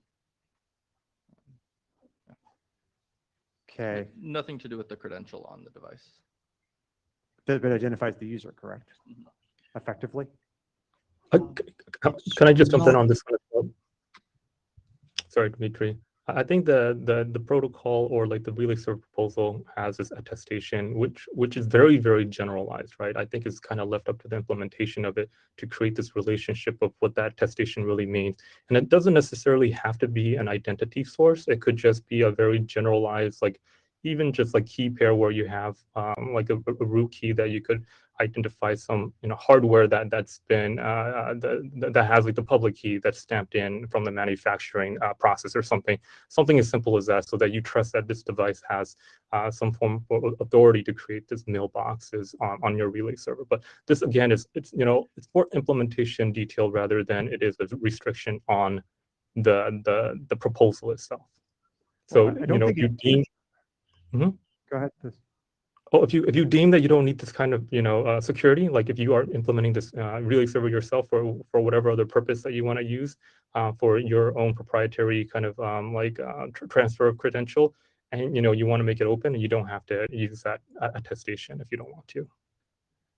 Well, so I guess is your assumption that the choice of relay server is determined by the application domain for the type of credential being transferred? Yes, yeah, I think it can be right. It depends on the implementer and on the person adopting the credential, right? You might have a home key and you want to use a relay server. You have many different choices of using either implementing your own or just using something that has been implemented, but it all kind of depends on the implementer of all of this.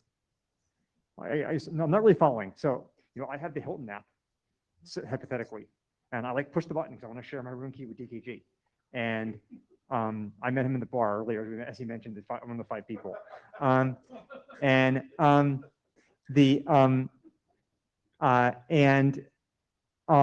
So I push a button, that's got to go somewhere, right?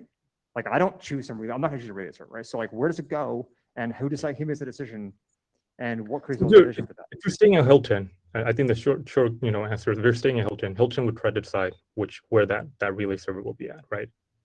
They're the one who wants to do the transferring of that hotel key. They would be the domain owner of that. Now they might have options at the genesis of trading the application of which relay server to use, whether they host their own or maybe use one that already exists. That would be entirely up to Hilton. Okay, so the reason I'm pushing on this is because if the security requirements of the system depend on access control as to who's allowed to write to the relay server, then those are part of the scope of the system and they have to be defined. And if it depends on hardware attestation, that has to be defined. And it's like the entire, this goes back to requirements of describing how the system works, right? And so you can't just say it's going to be stored somewhere if security requirements of the system depend on having that defined. So so maybe the answer is it doesn't matter, and it doesn't matter what relay server it is, but that's then we need to know that. So the second reason I'm pushing on this is because it seems like one of the consequences of this potentially is that because this is if every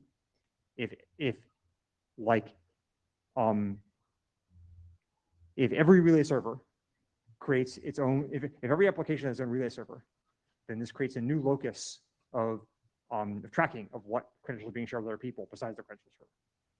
And so that seems like a potentially undesirable property as opposed to some more generic system. So is there some way to remove the property that this creates a graph of everybody who's shared with everybody else? The idea is not to create this graph, right? But what graph is created, right? How is it not created? So for if the hotel owns the relay server, they're already, as the credential authority, creating a graph of who's shared with who. But maybe to your point, we need to specify more about the device attestation to really show that it's anonymous and not privacy bearing. Well, I mean, yeah, if that's part of the system, yeah. So a simple question, simple answer to a question, it's up to credential authority to manage whoever owns the key at the moment, make any connections with them. That's specifically why we put the credential management out of scope for this solution. For us, for the relay server, it's just a set of calls, right?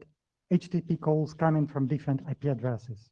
And the IP addresses is what we are supposed to be able to track, the only piece. We shall not be able to see the content, what's inside, right? What kind of credential? Is there any sensitive info there? And that was the goal of this solution and the security requirement. I don't know if it answers your question. It depends on how things are built. By the way, I'm about to lock the queue. If somebody is just sitting at the edge of their seat about to get up, now is the time to do that.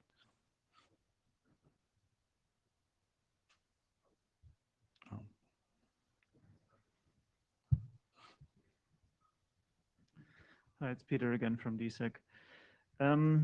So I just heard that the relay server may be operated by the credential authority, which of course is fine, but it raises I'm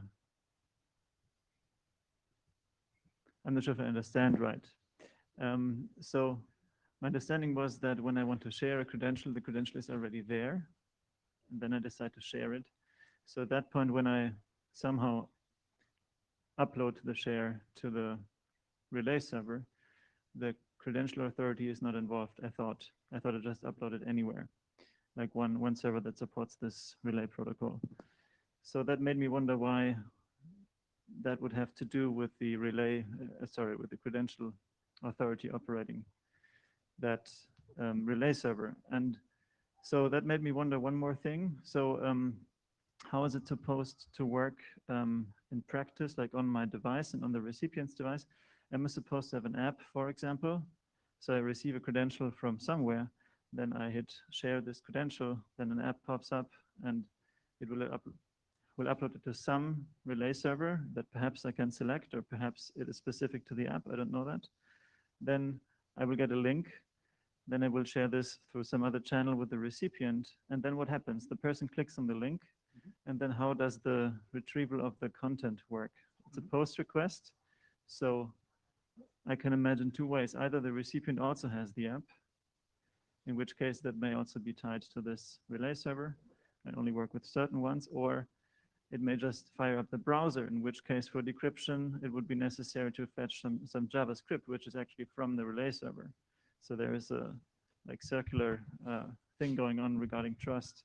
So the two questions I have in this regard are, Is this open to me operating my own relay server, for example? And if so, how would that fit in with this app? Would the app be specific to one operator? And how is the retrieval working with this JavaScript thing? So that's the first set of questions I have. After that, I have a different comment. Awesome question. We definitely try to solve that problem. And number one, in order to be able to manage credentials on the device, you need some software. You definitely need either application like wallet or third-party application that recognizes this is credential. This is our credential provider. And it is aware of the process. Like, how do we generate that provision information? How do we, like, which relay server to call in order to store that info? How do we pass the share URL as a link? At the same time, on the receiving device, what you're receiving is basically just a URL.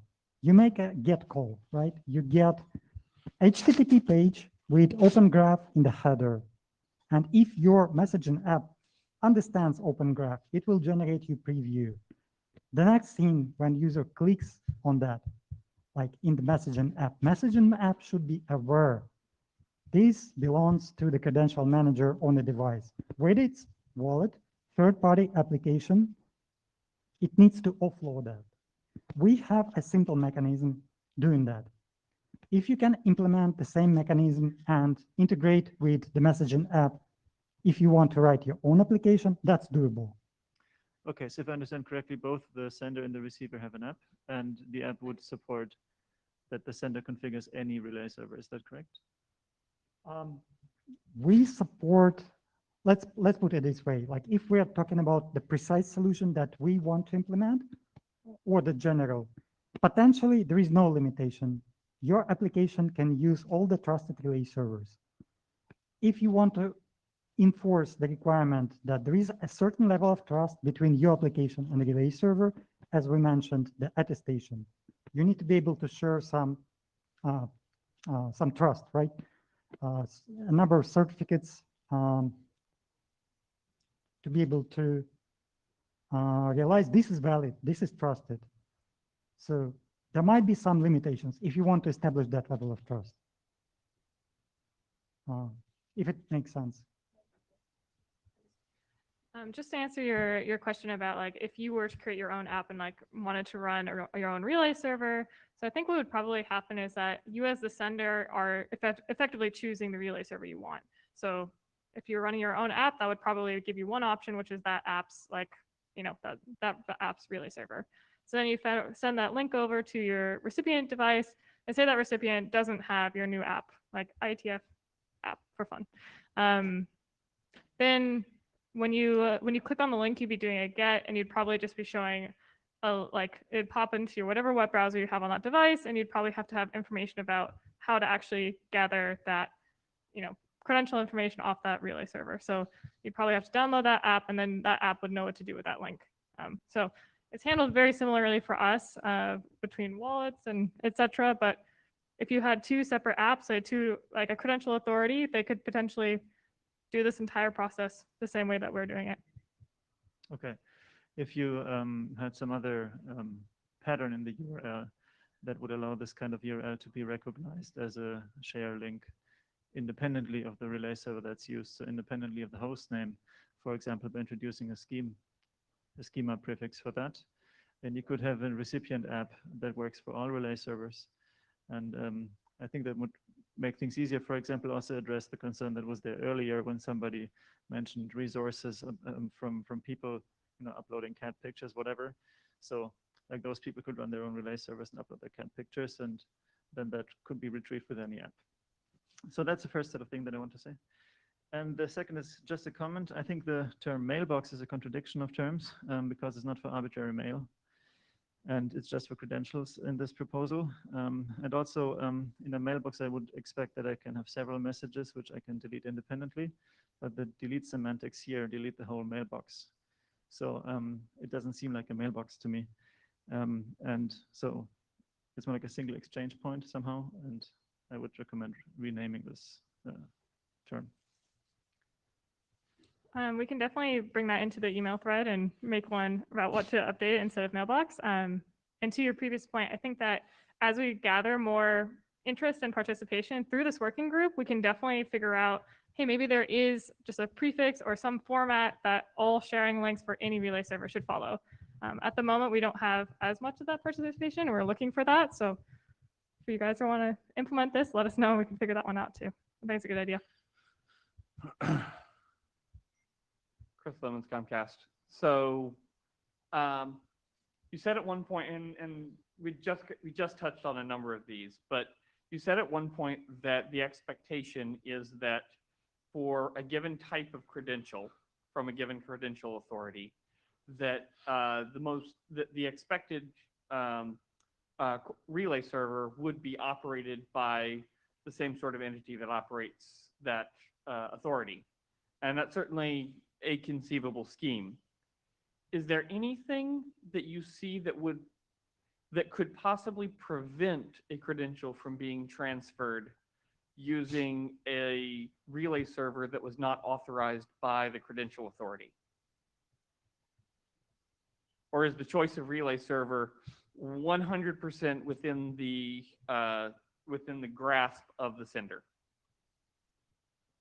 So the choice of relay server is really up to the credential authority making the share, not up to the sender. How do you enforce that? So, I think what Alex meant, there should be level of trust between credential authority and the sending application.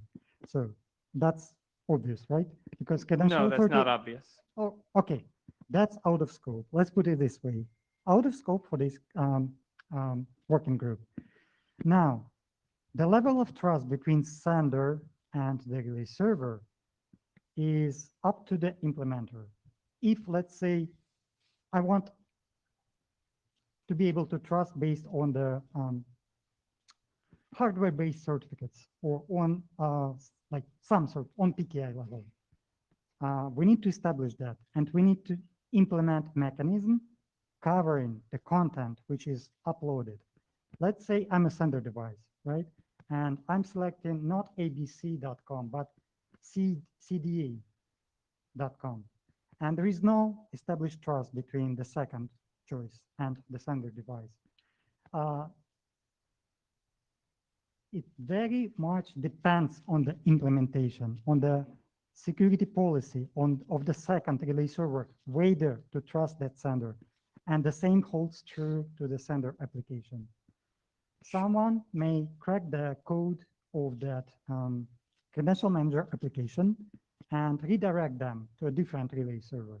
So that combination might not necessarily work. Both depends on the implementation.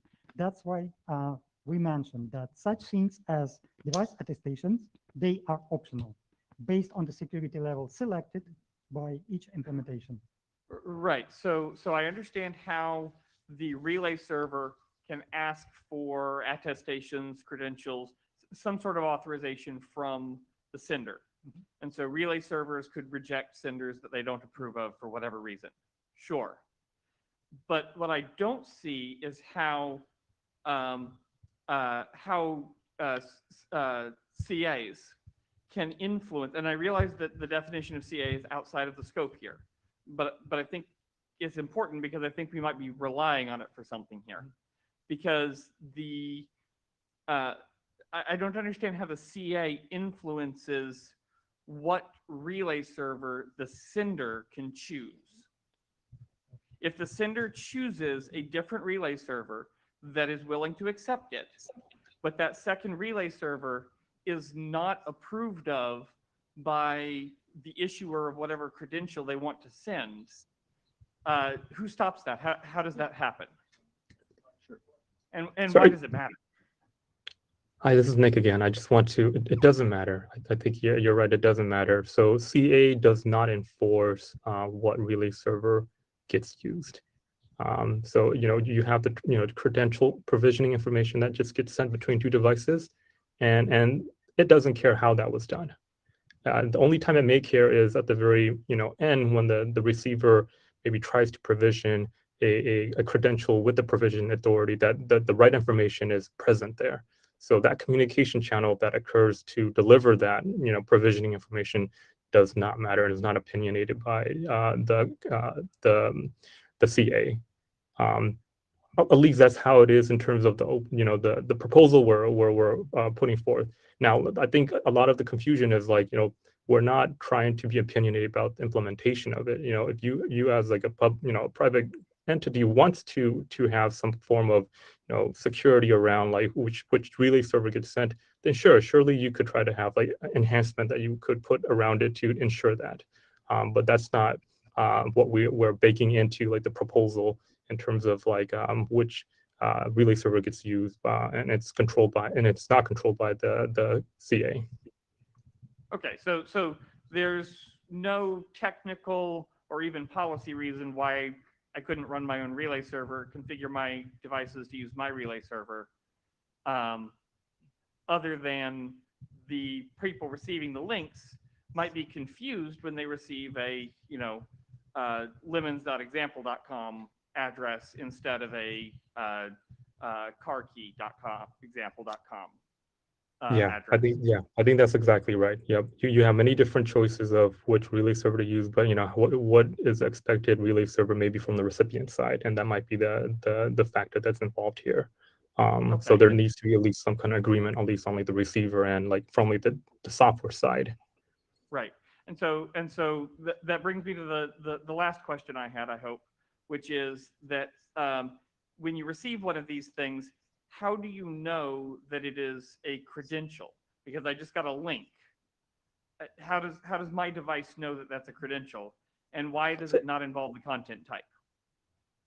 Right. So that is, yeah. So in the URL itself, we do have a we call it vertical. It's a query parameter that tells you the type of vertical it is. Like if you're using a car key or transferring car keys, hotel keys, there may be something to denote that this is a credential transfer for like a car key.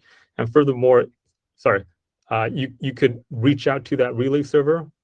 There are information that you could look at after you've decrypted the message to see the type of credential that you're trying to transfer here. So there are more information in the encrypted portion after you decrypted. Absolutely. Once I've got it decrypted, I have an object. I can probably figure out what to do with it. Are you suggesting that I'm going to read the URI and there's going to be special format for the URI? And if the URI is in a particular format and has magic query parameters that are registered somewhere, that's going to do a different thing? So I think I know. Sorry. We have credential type metadata along with the encrypted information, and I mentioned it in the very beginning of presentation. So Yeah. having read that information, this belongs to such and such format. Okay, I think I'm good. Thank you. I think the missing piece is that the URL could be registered by an app as a universal link that then knows how to handle it. That includes it. All right, Paul.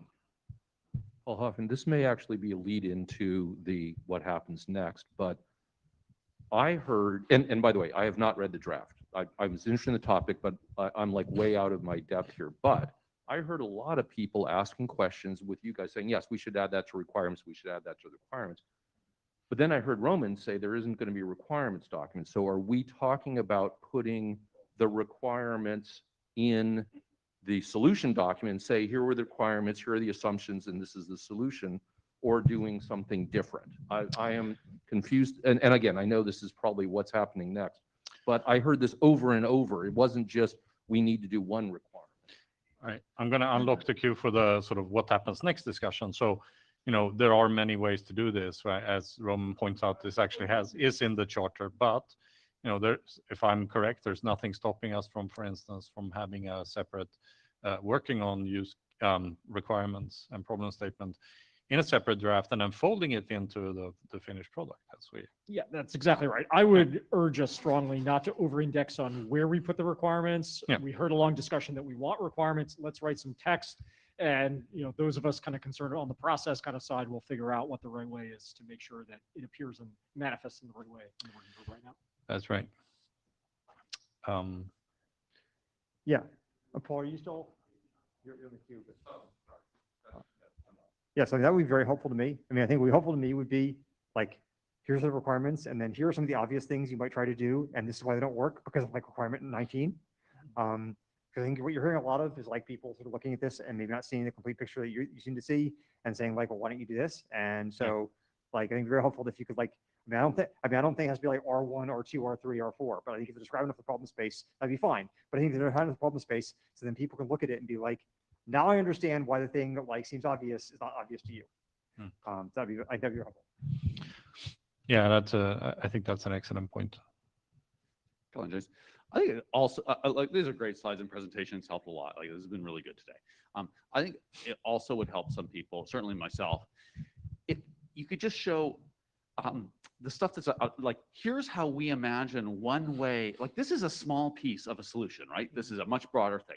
So take one instance of it, like the car unlock case or the hotel room case, and say like, look, here's sort of what one possible deployment of the full solution might look like with all the pieces.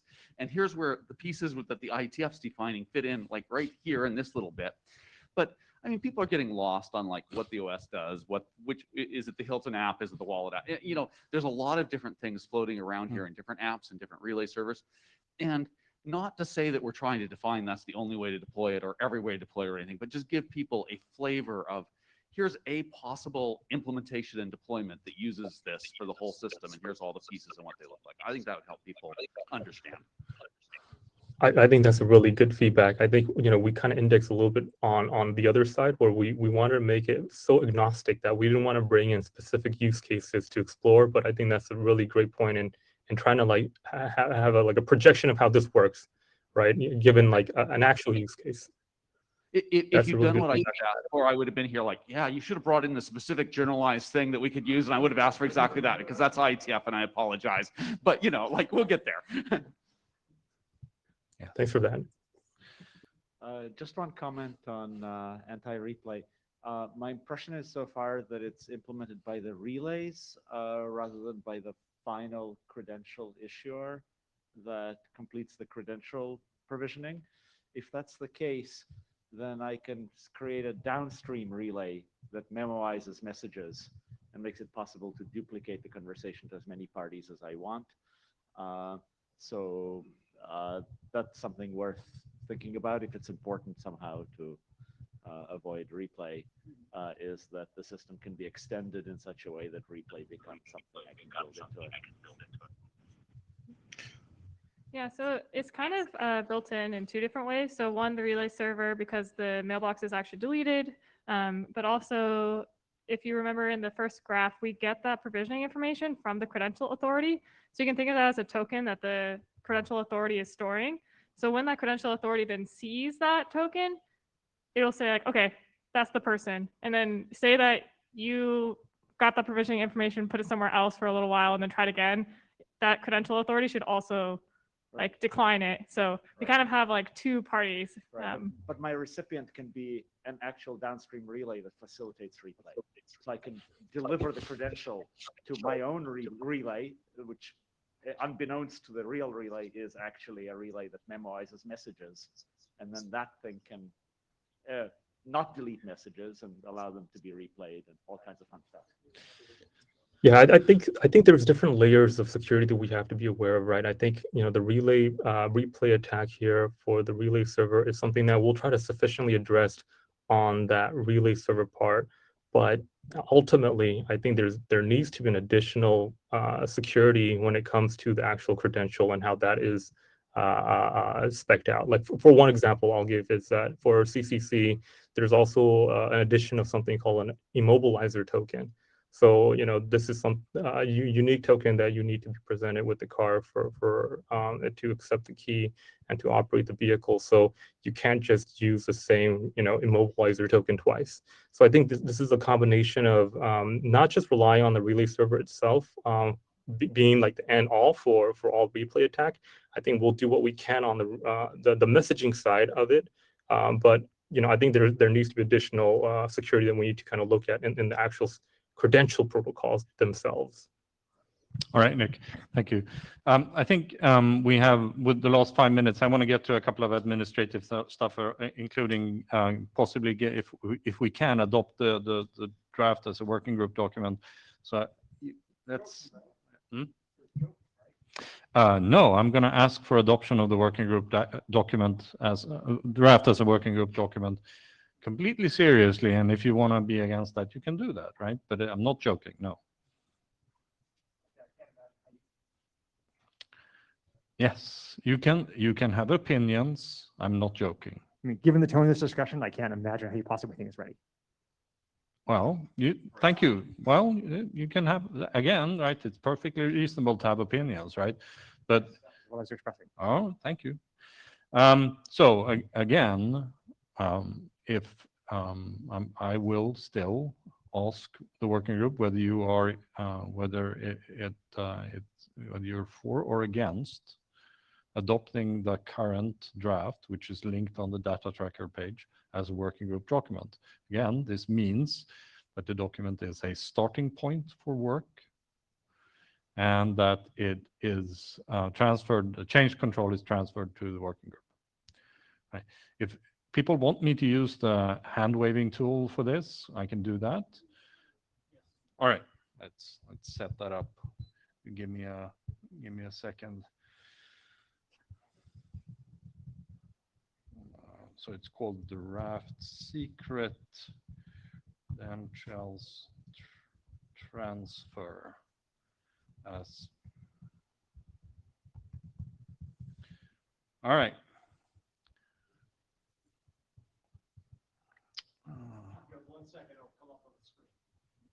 Yeah.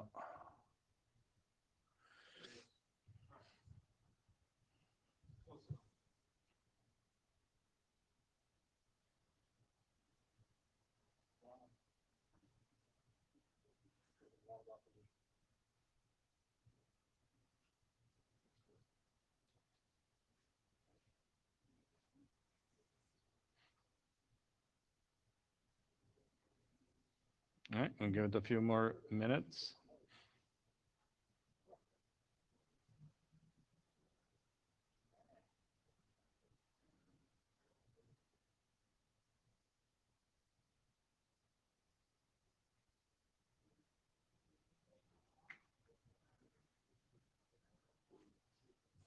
There are about, let's see here, the number of people in the room kind of seem to match the people who have raised their hands at this point.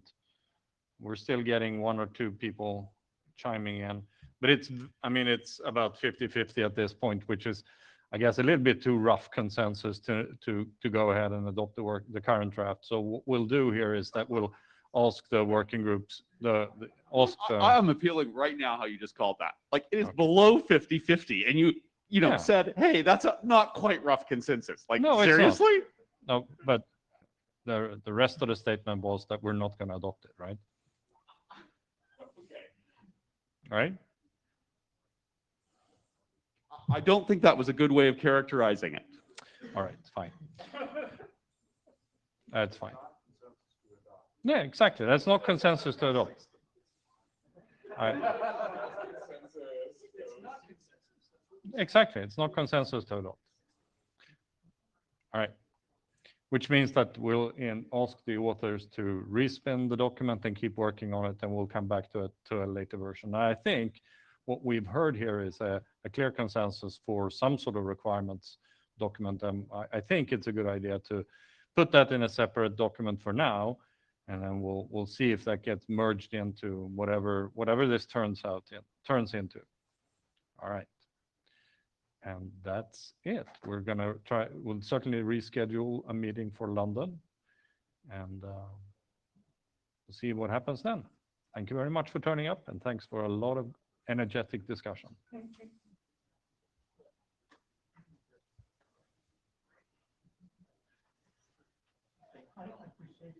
It's really good to see some interest.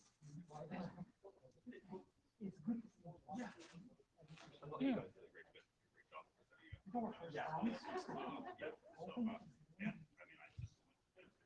I want to conclude, just not ask whether this is the best solution to this, ask whether this is a viable solution to the problem you proposed. Obviously it is. Well, at least it got it. So I'm always just, so, you know, a lot of times things that I can take a surprising amount of time to get everybody up on the same page.